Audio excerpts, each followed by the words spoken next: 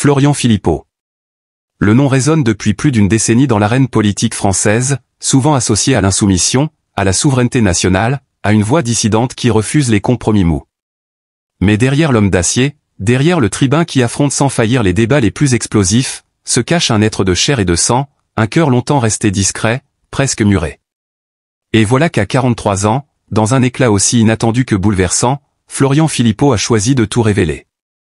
Non pas un projet politique, ni une stratégie électorale. Non.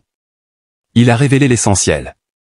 Il a avoué ce que personne n'avait osé imaginer, il s'est marié, dans le plus grand secret, avec l'homme de sa vie.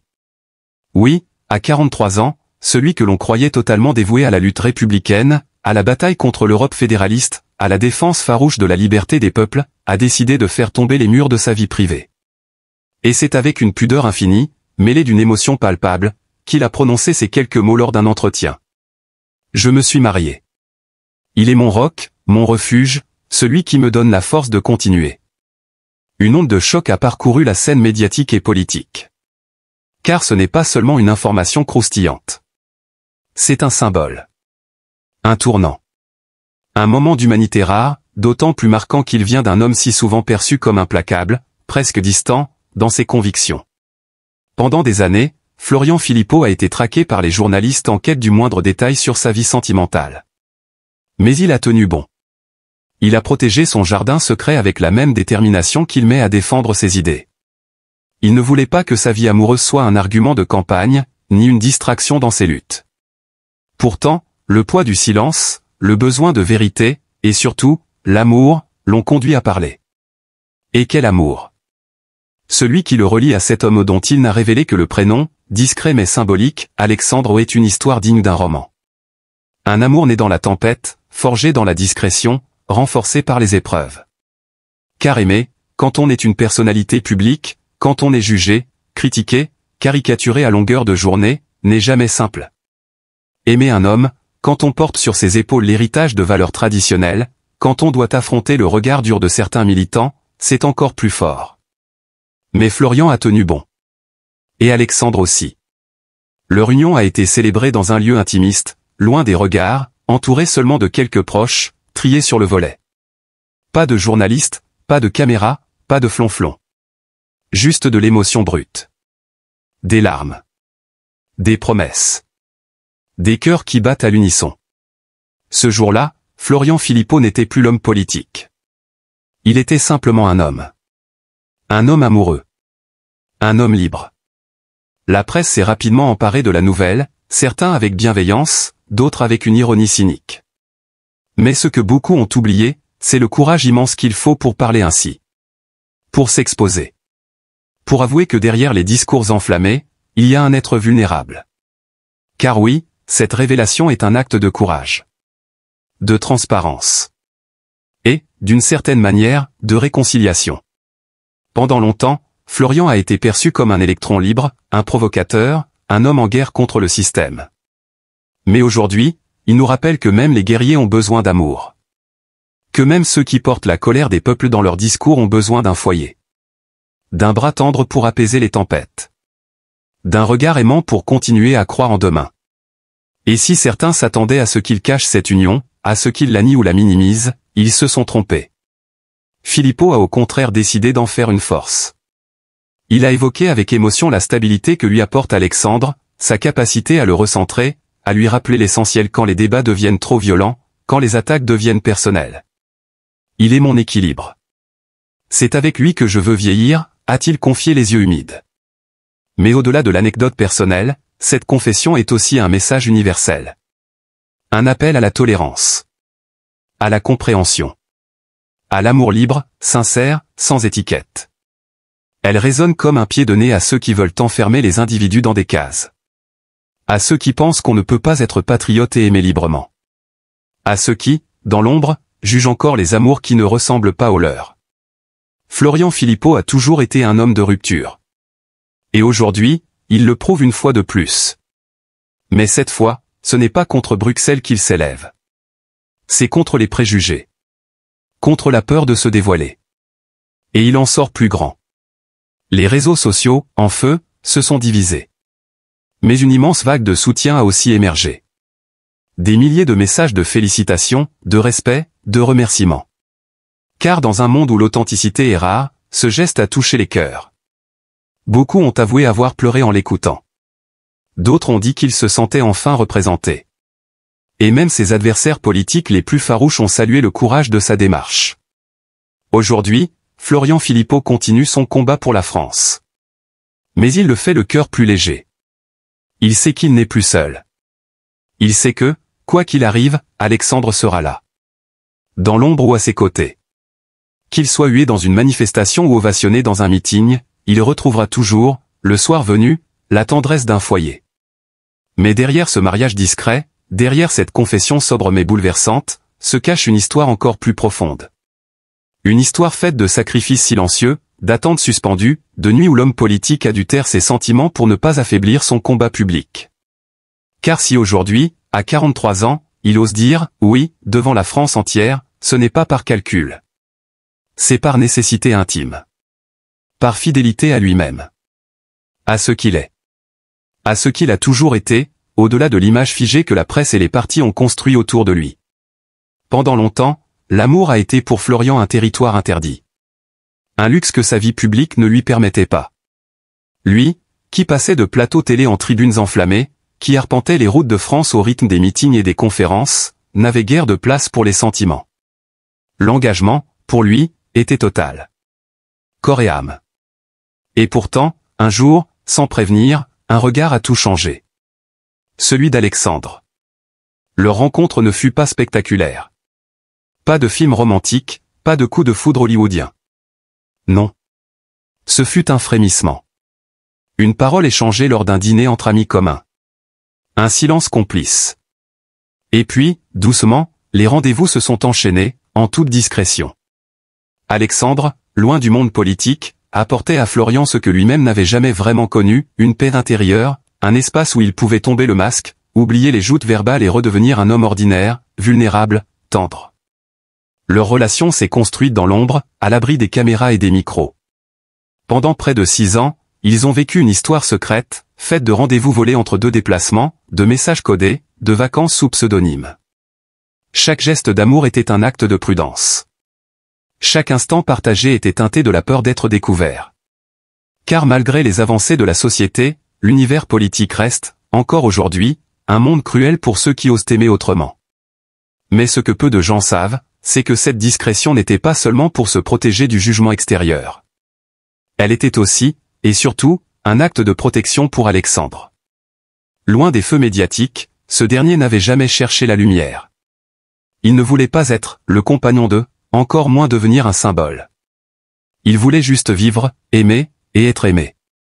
Et Florian, respectueux de cela, s'est tu pendant toutes ces années. Un silence d'amour. Un silence de respect. Jusqu'au jour où Alexandre a été hospitalisé. Rien de grave, mais suffisant pour que Florian prenne conscience que le temps n'attend personne. Que la vie est fragile, et que les non-dits peuvent devenir des regrets éternels. Ce fut un déclic. Il s'est alors promis que, quoi qu'il arrive, il ne cacherait plus jamais l'essentiel. Qu'il ne laisserait plus la peur dicter ses choix personnels. Quelques mois plus tard, il fit sa demande. Sobre, discrète, mais profondément émotive. Alexandre accepta, les larmes aux yeux. Et dans le petit salon d'un hôtel particulier de la région parisienne, entouré de quelques témoins choisis avec soin, ils ont échangé leurs vœux. Pas de grandes déclarations, pas de faste, mais une intensité qui, selon les rares invités, faisait trembler les murs. Depuis ce jour, Florian semble transformé. Son entourage parle d'un homme apaisé, plus posé, mais tout aussi déterminé. Comme si ce mariage lui avait permis de réconcilier toutes les facettes de son identité. Car oui, on peut être un homme d'engagement politique radical et un amoureux transi. On peut mener une guerre d'idées et construire un foyer. Il a prouvé que l'un n'excluait pas l'autre. Cette révélation a également mis en lumière une autre facette de son combat, celui pour la liberté individuelle, pour la dignité humaine, pour le droit de chacun à être soi, sans honte, sans masque, sans crainte. Car ce mariage, au-delà de son caractère intime, est devenu un étendard pour tous ceux qui, dans l'ombre, vivent encore dans la peur de s'assumer. En osant parler, Florian Philippot a ouvert une brèche. Il a montré que le courage politique peut aussi être un courage intime. Et ce n'est pas un hasard si, depuis l'annonce de cette union, de nombreuses lettres lui ont été adressées. Des adolescents en détresse, des pères de famille enfermés dans des vies qu'ils n'ont pas choisies, des femmes et des hommes remerciant celui qu'ils admiraient déjà pour ses idées, mais qu'ils respectent désormais pour son humanité. Car il faut du courage pour s'opposer au système. Mais il faut une grandeur d'âme rare pour ouvrir son cœur quand on sait que ce cœur sera disséqué, critiqué, moqué. Florian Philippot n'a jamais recherché la sympathie. Il a toujours préféré le respect. Aujourd'hui, il gagne les deux. Car ce mariage n'est pas une mise en scène. C'est un acte de vérité. Et dans un monde saturé de faux-semblants, cette vérité-là vaut de l'or. Philippot, longtemps connu comme une figure centrale de la scène souverainiste française, est aussi un homme de chair, de sang et de silence. Et ce silence-là, justement, en dit long. Car avant d'en arriver à ce mariage discret, il a dû surmonter bien des tempêtes. À commencer par celle qui ronge l'âme, le poids d'un isolement affectif, de longues années à avancer sans l'épaule aimée, à se battre seul dans l'arène politique tout en rêvant, en secret, d'une tendresse à laquelle il n'avait pas encore droit. Mais ce n'est pas tout. Depuis quelques années, Florian Philippot a aussi dû composer avec une santé qui vacille. Fatigue chronique, épisode d'essoufflement, douleurs diffuses que les médecins ont d'abord attribuées au stress, avant que les examens ne révèlent des signes préoccupants au niveau cardiaque. Rien d'irréversible, disait-on. Mais pour un homme qui donne tout le temps, à la vie publique, ces alertes résonnent comme des coups de tonnerre dans un ciel déjà chargé. Et c'est dans ce contexte troublé, mêlant l'usure du corps et le silence du cœur, qu'il a compris l'urgence d'aimer. D'oser. De vivre. La décision de se marier n'est pas venue d'un caprice ou d'un moment d'exaltation. Elle est née d'une vérité intérieure, le besoin vital de ne plus être seul face à la douleur, de trouver un ancrage, une paix, une force dans un autre regard, dans une main tendue au quotidien. Mais si l'amour est désormais là, lumineux et vrai, les blessures, elles, continuent de palpiter. Car derrière cette union se cache aussi un vide profond, celui de l'absence familiale.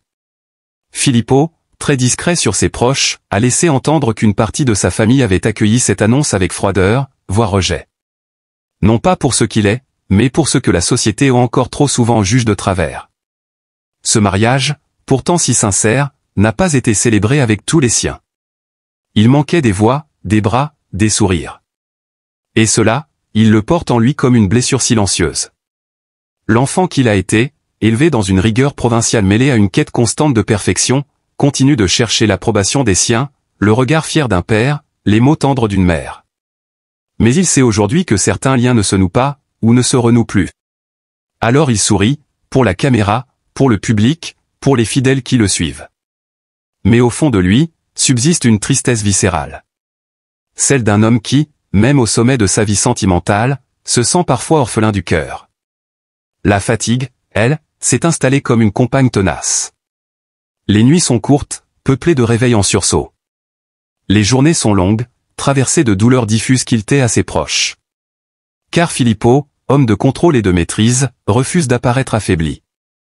Pourtant, chaque prise de parole, chaque déplacement, lui coûte plus qu'avant.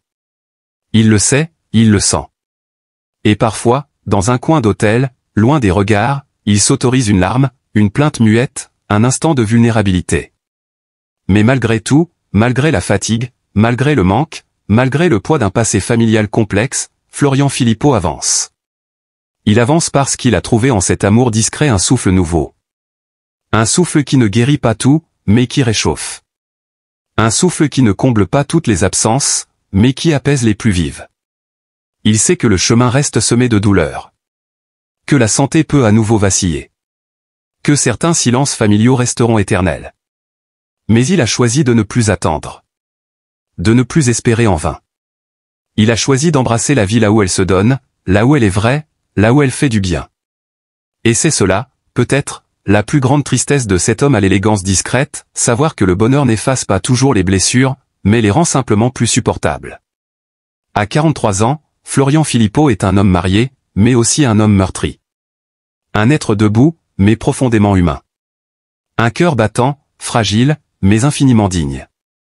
Florian Philippot, à 43 ans, a pris une décision courageuse.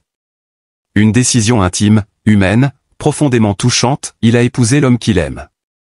Dans un monde qui ne laisse que rarement place à la tendresse, surtout dans les sphères du pouvoir, cette révélation n'est pas anodine. Elle est un cri discret, une main tendue à tous ceux qui, comme lui, ont dû cacher des morceaux entiers de leur vie, simplement parce que leur amour ne correspondait pas aux normes que d'autres ont cru bon d'imposer.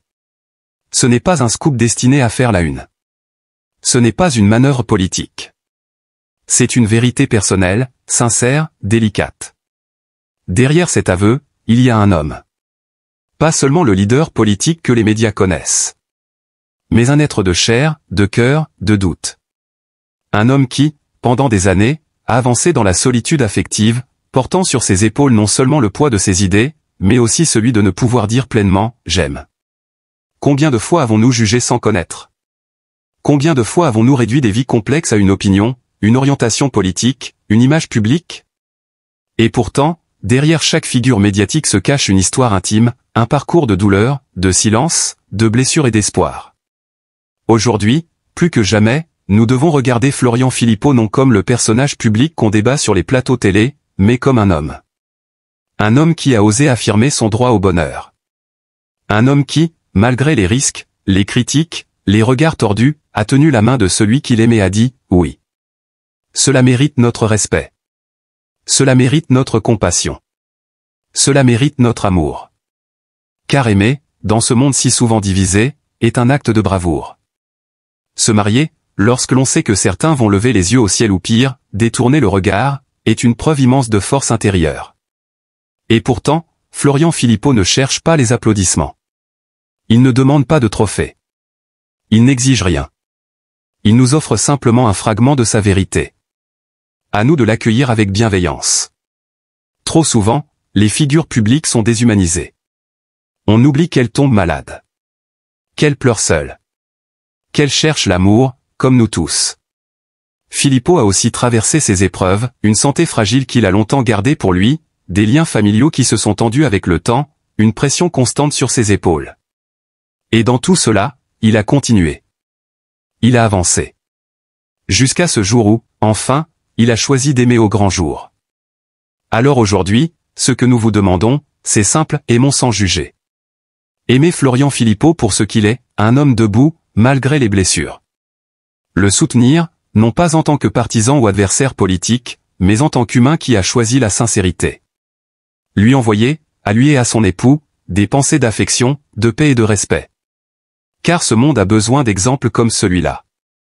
De gens qui, au-delà des étiquettes, des postures, osent poser un geste d'amour, et s'y tenir.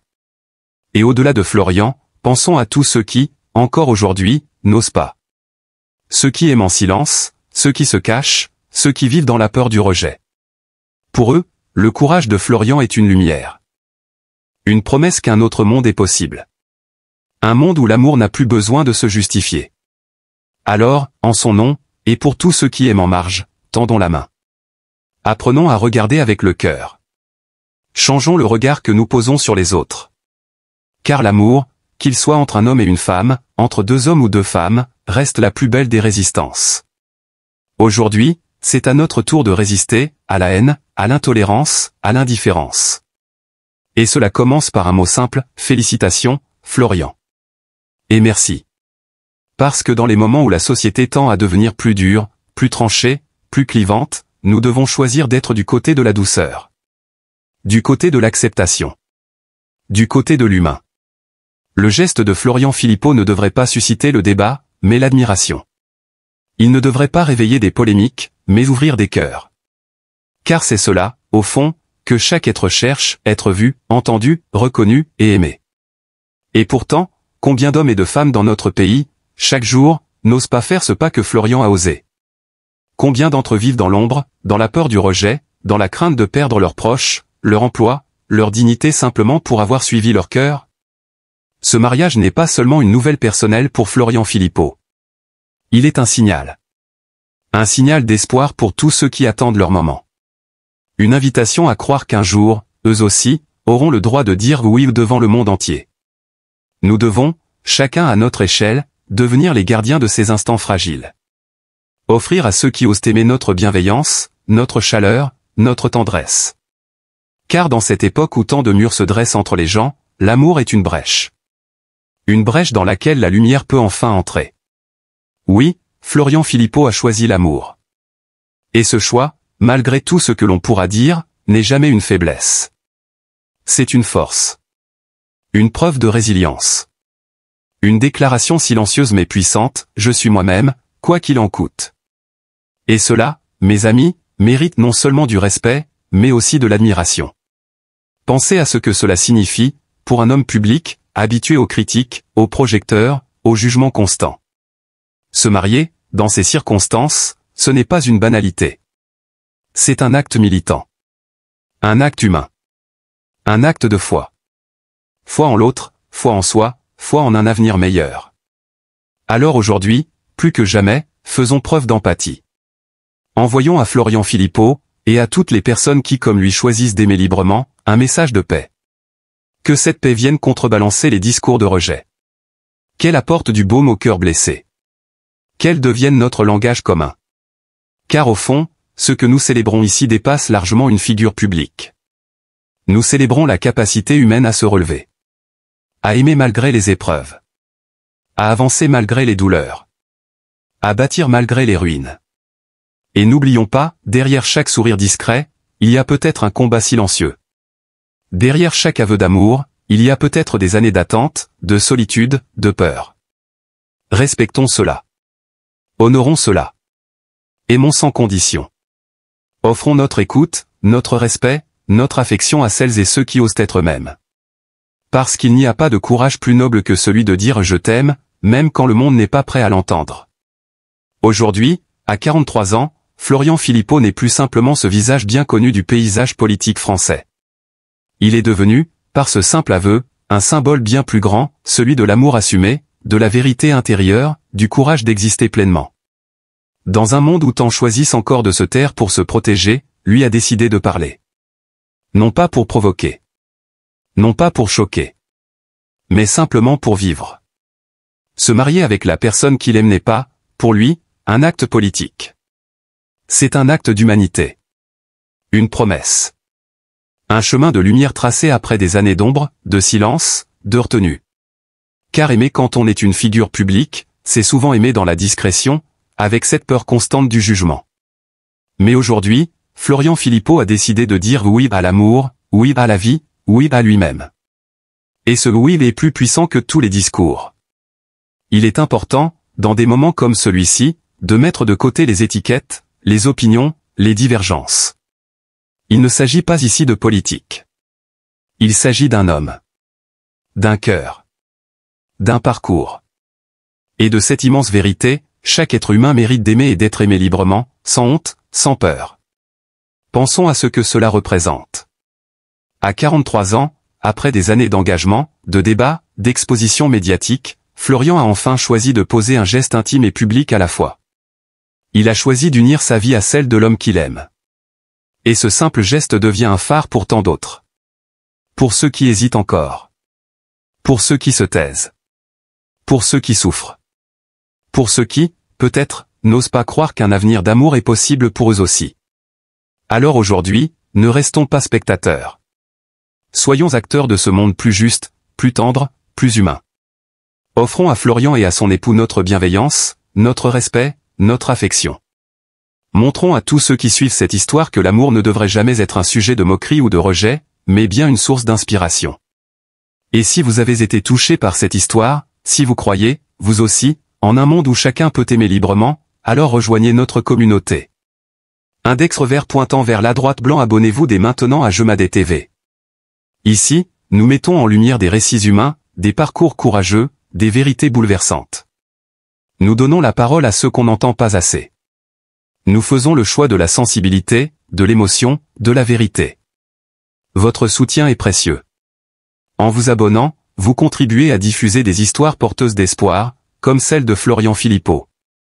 Vous aidez à créer un espace de respect, d'écoute et d'amour. Laissez-nous vos impressions en commentaire. Signe pouce vers le haut, likez si vous avez été ému par ce témoignage. Cloche, activez la cloche pour ne manquer aucune de nos prochaines vidéos. Parce que chaque vie mérite d'être racontée. Chaque amour mérite d'être respecté. Et chaque cœur, même blessé, mérite de battre librement. Merci à vous, merci pour Florian. Et n'oubliez pas, Jemadé TV, c'est votre voix, notre histoire. Que cœur rouge.